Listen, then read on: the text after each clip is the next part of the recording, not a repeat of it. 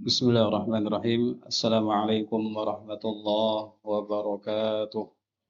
Innal hamdalillah nahmaduhu wa nasta'inuhu wa nastaghfiruh wa na'udzu billahi min shururi anfusina wa min sayyiati a'malina. May yahdihillahu fala mudilla lahu wa may yudlil fala hadiya lahu.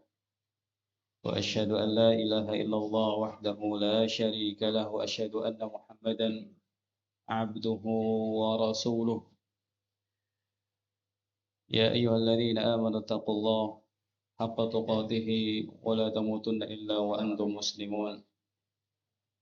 Ya ayyuhan nasu taqu rabbakum alladzi khalaqakum min nafsin wahidah wa khalaqa minha zawjaha wa batha minhuma rijalan katsiran wa nisaa'a wattaqullaha alladzi tasaaluna bihi wal arham innallaha kana 'alaykum raqiba.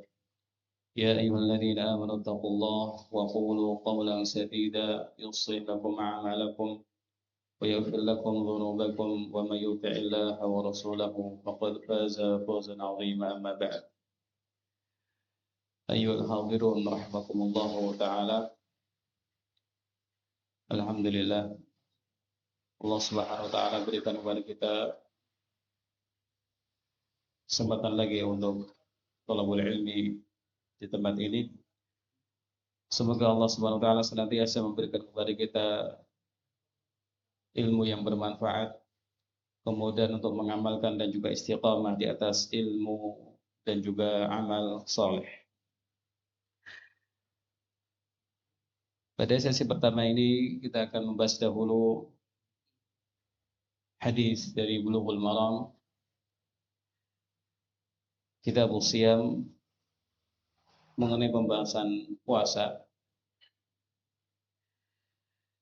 Bulughul Maram karya Al-Hafidz Ibnu Hajar Al-Asqalani rahimahullahu taala, seorang ulama besar ahli hadis pada abad ke-9 Hijriah yang menulis banyak kitab, dan yang paling monumental adalah kitab beliau Fathul Bari. Dalam kitab itu beliau mensyarah atau menjelaskan kitab Sahih Bukhari. Nah, Bulughul Maram salah satu karya beliau yang lain yang isinya adalah hadis-hadis ahkam, hadis-hadis hukum. Dan kita pada malam hari ini kita akan membaca satu hadis yang berhubungan dengan pembahasan puasa insyaallah taala.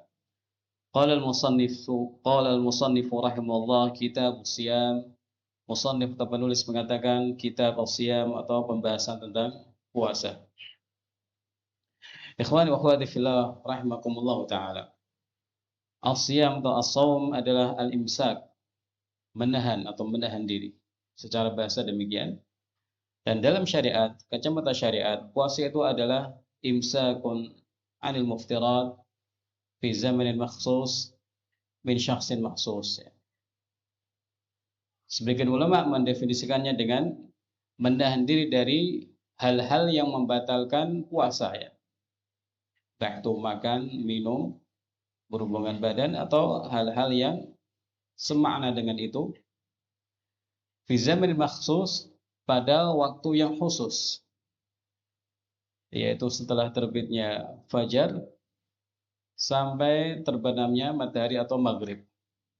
Min syakhsin makhsus, dari orang tertentu, yaitu orang-orang mukallaf, selain wanita haid dan wanita nufasa atau yang sedang nifas.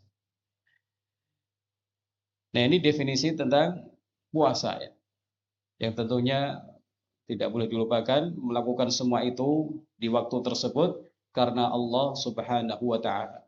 Poin yang tidak boleh dilupakan, ya. Bahkan ini termasuk hal yang paling utama, bagaimana seorang hamba beribadah puasa atau beribadah apapun itu diniatkan karena Allah Subhanahu wa taala. Puasa diwajibkan atas kaum muslimin, puasa Ramadan diwajibkan atas kaum muslimin pada tahun kedua Hijriyah di bulan Sya'ban, ya. Sehingga disebutkan oleh ulama bahwa Nabi Shallallahu Alaihi Wasallam itu berpuasa Ramadan 9 kali, 9 kali Ramadan. Nah, dalil-dalil tentang wajibnya puasa Ramadan banyak sekali, ya. Dari ayat Al-Quranul Karim, atau hadis-hadis Nabi Shallallahu Alaihi Wasallam. Karena ini perkara yang sangat jelas ya, perkara yang ma'ruf, perkara yang kewajibannya itu akan diketahui oleh semua orang ya. Puasa Ramadan itu wajib. Allah Ta'ala berfirman di surah Al-Baqarah 183, ya ayyuhalladzina amanu kutiba alaikumusiyam. Wahai orang beriman, telah difardukan atau telah ditetapkan atas kalian puasa, yaitu puasa Ramadan. Kemudian hadis di antaranya hadis tentang rukun Islam misalnya ya.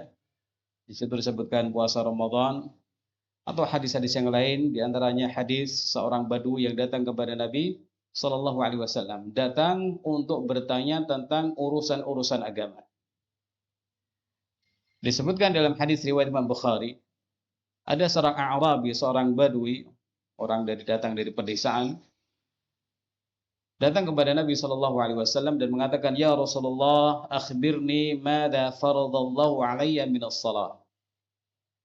Wahai Rasulullah, sampaikanlah kepadaku apa yang Allah wajibkan atasku dari salat-salat. Maka Nabi menjawab, as-salawatul khams, salat 5 waktu,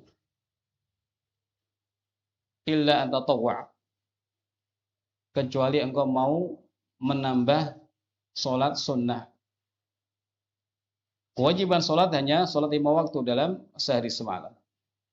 Kemudian orang ini bertanya lagi, akhbirni amma faradallahu alayya minas siyam. Beritahukanlah kepadaku tentang apa yang Allah wajibkan atas diriku terkait puasa. Maka Nabi kita sallallahu alaihi wasallam menjawab, qala syahrul Ramadan illa an tatawwa'a, yaitu puasa di bulan Ramadan, kecuali engkau mau berpuasa tambahan puasa sunnah. Nah, ini dalil yang lain ikhwani wa akhwati fillah rahimakumullah taala tentang wajibnya puasa Ramadan. Puasa Ramadan sebulan penuh atas orang mukallaf. Orang yang mukallaf, seorang yang aqil balik dan kemudian mampu serta memenuhi syarat.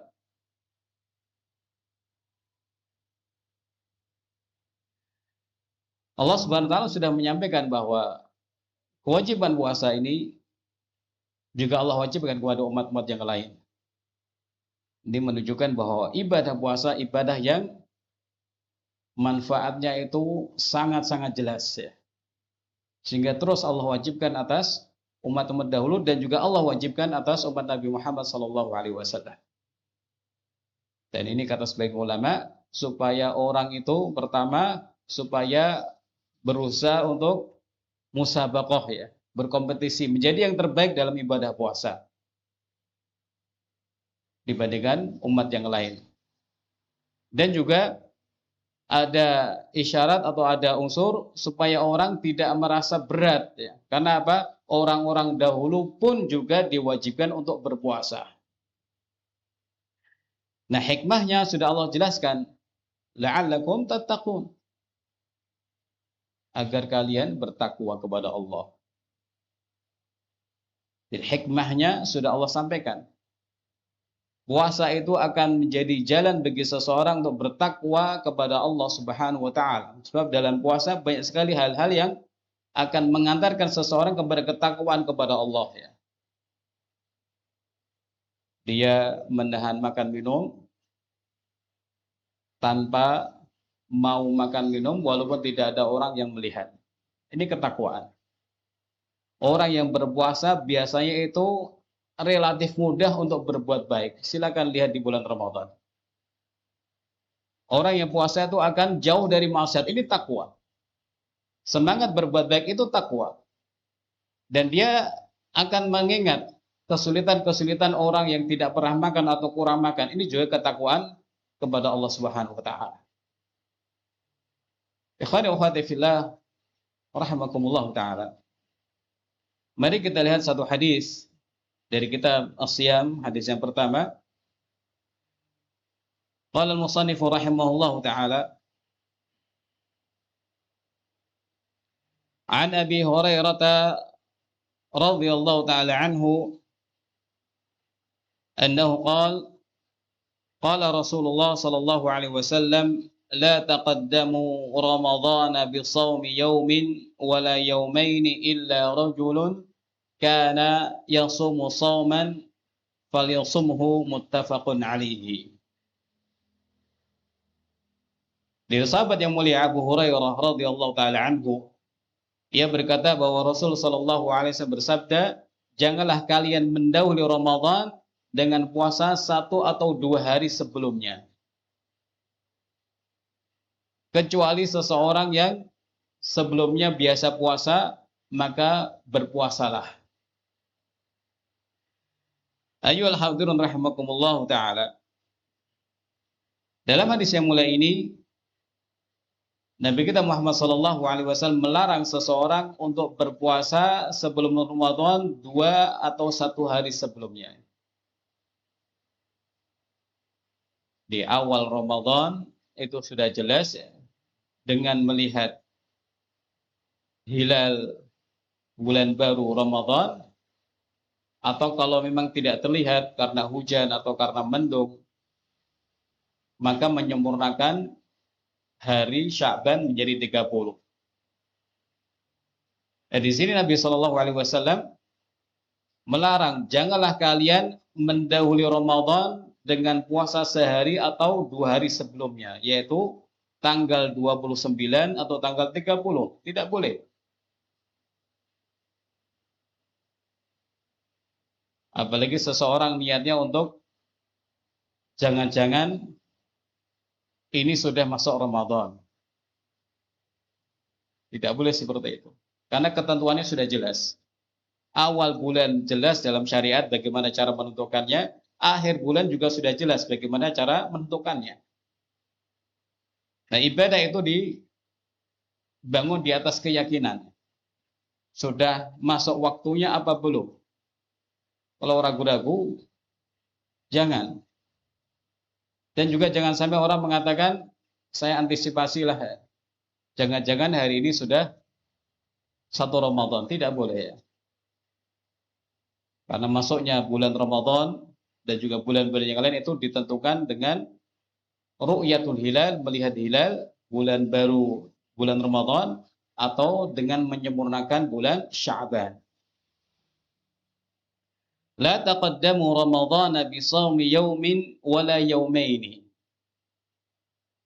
Jadi di sini ada larangan untuk berpuasa 2 hari sebelum Ramadan atau 1 hari sebelum Ramadan. Terutama yang 1 hari sebelum Ramadan, yang disebut sebagai hari syak ya. Puasa hari syak ya. Orang bisa ragu-ragu, ini Ramadan apa belum ini? Nah, kemudian Nabi SAW menyampaikan suatu keadaan khusus, pengecualian. Setelah ada larangan, jangan mendahului Ramadan dengan puasa 1 hari atau 2 hari sebelumnya. Kemudian beliau SAW menyebutkan keadaan khusus, kecuali seseorang yang sudah biasa puasa sebelumnya. Maksudnya bagaimana? Sudah punya kebiasaan puasa Senin Kemis, atau puasa Daud Senin, puasa sehari, tidak puasa 1 hari. Nah, kalau kemudian jatah puasanya atau puasa Seninnya atau puasa Kemisnya itu jatuh di hari tanggal 29 atau jatuh di tanggal 30, maka itu tidak apa-apa. Sebab apa? Sudah jadi kebiasaan. Bukan dalam rangka untuk hati-hati atau yang lain, tapi karena memang sudah punya kebiasaan. Si A puasa 1 hari, tidak puasa 1 hari. Puasa sunnah maksudnya. Atau si A biasa puasa Senin Kemis. Hari Seninnya misalnya jatuh tanggal 29 atau hari Kemisnya jatuh pada tanggal 30. Ini tidak masalah. Atau sebagian ulama menyampaikan orang yang punya puasa nazar. Dan puasa nadarnya ini sampai ke tanggal 29 atau 30. Atau puasa qadha mungkin ya. Utangnya belum selesai.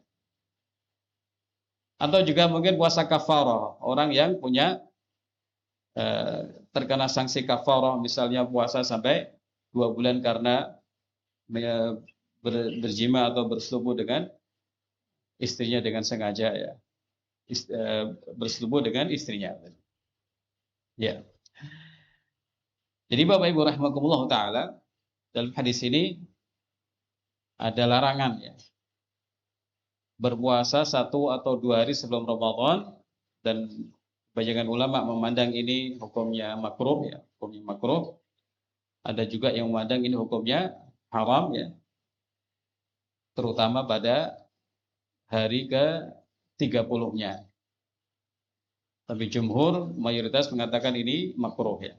Tapi bagaimanapun seseorang hendaknya menjauhi hal-hal yang memang dilarang Nabi SAW, kecuali dia dalam keadaan yang dikecualikan oleh Nabi SAW di sini. Sudah biasa puasa, kemudian hari puasanya itu tepat jatuh pada tanggal 30 atau 29 Sya'ban.